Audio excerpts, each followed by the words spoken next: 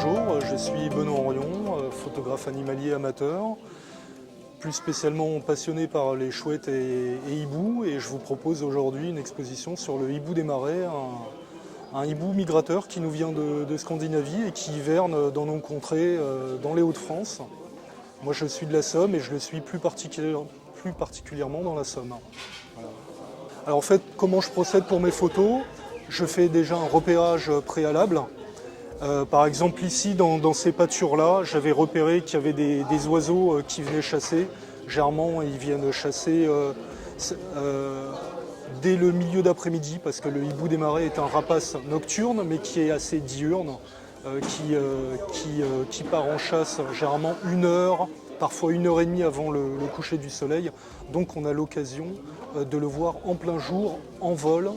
Et ça c'est une occasion exceptionnelle pour un rapace nocturne.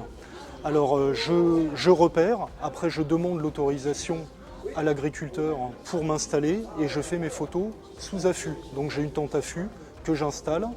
Je repère au préalable le circuit, le manège de l'oiseau qui a souvent un petit peu les mêmes habitudes. Et je m'installe souvent en contre-jour parce que j'aime beaucoup les photos à contre-jour. Ça permet de voir la transparence dans les ailes. Voilà. Et si on peut voir que l'oiseau en fait, a entendu le déclenchement de l'appareil, il ne me voit pas et c'est pour ça qu'il tourne la tête. Voilà. Donc il y a un petit effet où l'oiseau a une capacité, comme tous les rapaces nocturnes, de bouger sa tête à 270 degrés. Donc par rapport à nous, c'est assez exceptionnel. Hein. Il a 13 vertèbres cervicales qui lui permettent en fait de bouger la tête. Comme ses yeux sont fixes dans l'orbite, il compense avec son cou. Voilà. Là, les circonstances de cette photo, pareil, j'avais repéré que ce hibou venait se percher sur ce poteau. J'ai installé ma tente à fût et là ça a été vraiment... Là, le palpitant, je l'ai bien senti quand il est venu exactement se poser là où je voulais, dans les bonnes conditions de lumière, avec l'atterrissage toute serre dehors, les ailes qui, dans le contre-jour, qui laissent bien apparaître tout le détail du plumage. Là, j'avoue que j'ai été vraiment très très content et j'ai eu de la chance parce que les jours qui ont suivi, il a énormément plu. Et en fait, je pense que les galeries de campagnols dont se nourrit le hibou des marais ont été inondées. Les campagnols sont morts ou ont fui. Et en fait, les hiboux ont complètement quitté cette pâture. Et je les ai plus du tout revus après à cet endroit. Alors cette photo, j'y tiens beaucoup parce qu'en fait, il ne neige quasiment plus dans nos régions. Et en 2021, il y a eu 2 jours de neige et j'ai eu la chance d'être disponible et de pouvoir me rendre sur les lieux. Et les oiseaux étaient là. Et alors là, il y a eu plusieurs heures d'attente. Il faisait -5 à peu près. J'ai passé des heures à attendre. Et j'ai eu la chance de voir ce hibou capturer un campagnol et venir droit sur moi. Et je peux vous dire qu'à la fin de la journée, je sentais plus mes pieds, je sentais plus mes doigts, mais j'étais trop content parce qu'une scène comme ça, c'est assez exceptionnel. C'est la première fois que j'en avais une aussi proche.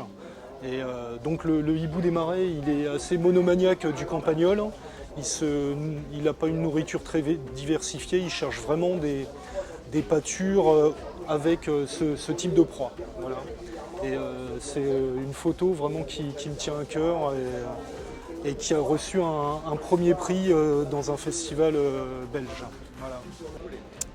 Donc du coup, je me présente, je m'appelle Théa Dervaux, je suis photographe animalier. Donc j'ai ouvert récemment un magasin photo à Sizouin, donc dans le nord de la France, à côté de Bachy. Ça fait 2 ans que je me suis réellement mise à la photographie et c'est ma première exposition. Donc vous pouvez voir dans cette série par exemple cette mélitée. Donc en ce qui concerne mon approche photographique, c'est le moins de dérangement possible pour les animaux, pas d'impact sur la nature.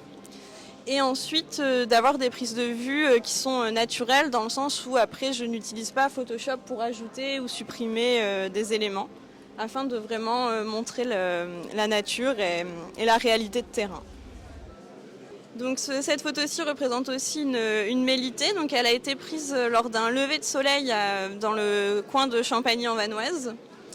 Donc les effets de premier plan et d'arrière-plan sont faits à l'aide de végétaux pour avoir un arrière-plan qui va être texturé et donner un côté à la photo naturel, mais qui paraît aussi un petit peu artistique. Bonjour, j'ai eu la chance donc cette année d'aller dans le parc naturel Yellowstone. C'est le premier parc aux États-Unis qui a été créé, où il y a quand même beaucoup de faune, aussi de la flore. C'est très riche. Et donc, nous avons vu notamment là, l'animal qui m'a le plus et qui m'a donné le plus d'émotion, c'était un renard. C'est un jeune renard pour lequel j'ai mis à peu près 2 heures d'approche en rampant dans la neige, doucement. Je lui parlais, le rassurais. J'avais une voix douce. Et il y a eu un échange. Il me regardait droit dans les yeux. Il était jeune. Il s'est même mis à jouer avec moi, avec sa patte. Je lui ai lancé un peu de neige. Il me l'a renvoyé. Et une émotion tellement intense qui m'a pris les tripes. Il y avait quelque chose de très profond. C'est un moment que je garderai toujours en tête toute ma vie. Et après, il est doucement parti. Je ne le dérangeais pas. Il faut savoir aussi que c'est une zone, le parc naturel, ce sont des zones où la chasse est interdite. Mais là, il était particulièrement confiant. Et il y a eu un échange vrai. Et ça, je souhaite à tout le monde de le vivre. Mais il y avait un grand respect de la part des photographes. Alors à la fin de ça, j'étais tellement émue que je me suis retournée. Il est parti doucement, regagner la nature, et que j'en ai pleuré à chaudes larmes. Mais j'ai regardé, et les autres copains photographes, les 2 grosses baraques derrière, ils avaient tous la larme à l'œil. Voilà.